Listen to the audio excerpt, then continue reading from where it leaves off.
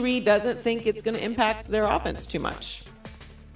I don't think it'll be significantly different. It'll be similar to what we did when in the games that Tyreek couldn't play in.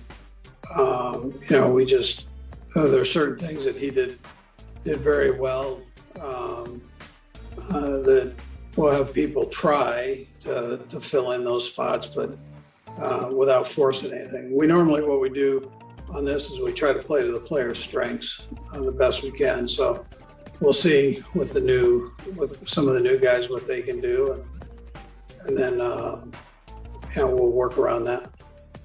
I'm very interested to see how this plays out for both teams, for Kansas City and for Miami. I have Andy Reid and Mahomes. I want to say they're going to be fine.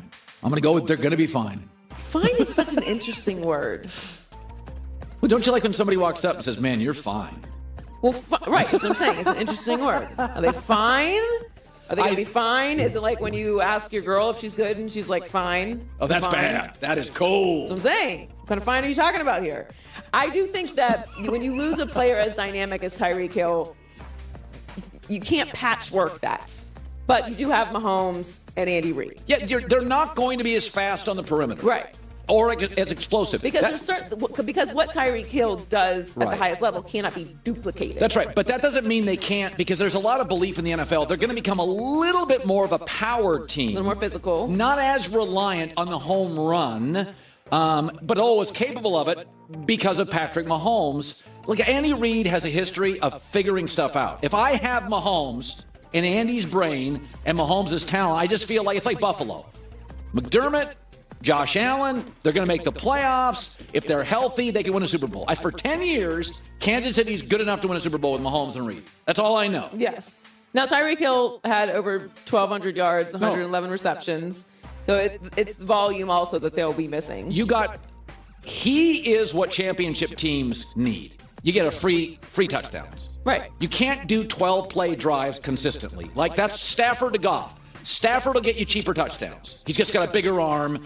He reads the defense better. Goff, everything was 12 plays. McVay's like, I can't coach perfectly. But see, that's what makes me curious to see how they're going to replace him, because they needed that.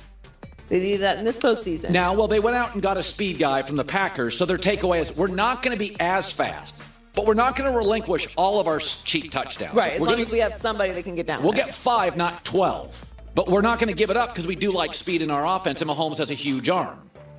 I can't wait for this season. So if a woman says, if you say you're fine, that's great. You're like, Joy, how are you doing? Fine. Oh, that's cold. It's not good. If I say to you tomorrow in the makeup room, how are you? And you say, fine. Oh boy, I said something. She's not happy with me. No. Good is okay. All right. Fine is no good. Joy with the news. Well, that's the news. And thanks for stopping by. The Herd Line News. Now, I know a lot of people. The way that he was being officiated in Game 1. And Embiid had a message for Nick Nurse at the end of Game 2. He's a great coach, obviously. I got what he's been able to accomplish, and, I've always been a big fan. But I told him, respectfully, told him to stop about calls because I saw what he said last game. If you're going, triple team somebody all game, they're bound to, get to the free throw line. I feel like, every fouls were legit and probably should have been more, honestly. Embiid could be seen talking to Nick Nurse on the sideline near the end of the game, and Nick Nurse said that Embiid told him, I'm going to keep making all the free throws if you keep fouling. And Embiid went 12 for 14 from the line, and this is a huge advantage for Joel Embiid that he is hitting his free throws because he's getting fouled at that rate and going to the line, make your free throws, and that's a huge difference in the game. He went to the line 11 times in Game 1. It was 9 for 11, so he finished with 31 points and 11 rebounds, and now the Sixers have a 2-0 lead. We're showing them arguing 2-0 lead over the Raptors in the series after a 112-97 win last night. I mean, they're handling the Raptors pretty easily. Well, we said this going into the playoffs. I think we both picked the Sixers. Yes. And our takeaway is the Sixers have flaws but no ceiling. Right. The Raptors don't have any flaws, but a clear ceiling. Like, who do you go to with 3 minutes left? Fred VanVleet's like, Okay, I got Harden. By the way, Maxey is an ascending player, and there are moments when he takes over the game as their 3. Well, when you're mostly, I don't want to say even, but when you have 2 talented rosters, when you have 2 good head coaches and 2, I don't know if I want to say Philadelphia has a great culture as of yet. Toronto certainly does. When you have 2 strong cultures, I'll say that. Then it comes down to the stars. Yeah. Who has better stars? If everything else was mostly even, or at least, comparable, you got to come down to the stars, and the Sixers have more. And that's really what's making a big difference in this situation. Also, Joel Embiid is a pretty big guy, and he's great. He's in the MVP race, finishing top 3. Could possibly win it, and that's what it is. Nick Nurse is a great coach. This is why I picked the Raptors the year that they got Kawhi, because they are a great regular season team. They're well run, talented, have good culture. The stars make the difference when everything else is even, and I think this is going to be a short series between those 2 teams.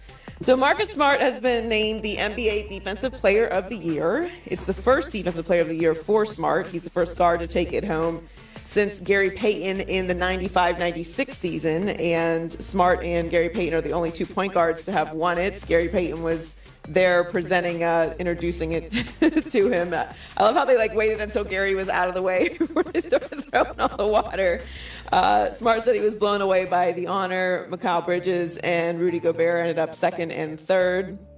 He finished the season ranked 7th in the NBA in steals, 5th among all NBA guards in defensive rating. He's a great example. Marcus Smart, day 1 in the league. Now, when he first broke into the league, I think he was an Oklahoma State guy. He was a defender. He couldn't shoot. And he's become more reliable offensively. Marcus Smart is a great example of there's some things he's not going to do. He reminds me a little of Bruce Bowen, who played with the Spurs. I mean, Marcus could score more, but he understands totally what the Celtics need of him. He is an annoyance. He plays hard. He can be physical. He is wildly valuable to this franchise. Not everybody's a finisher. You need guys like this on championship teams. Draymond Green totally gets his role. Defend, annoy, move the ball. Make things difficult for the other team's best player. The greatest teams ever. Warriors have their glue guy Draymond. The Chicago Bulls had a lot of different players. Rodman. Ron Harper. Ron Harper could score 25 a night. He knew with the Bulls that wasn't his role.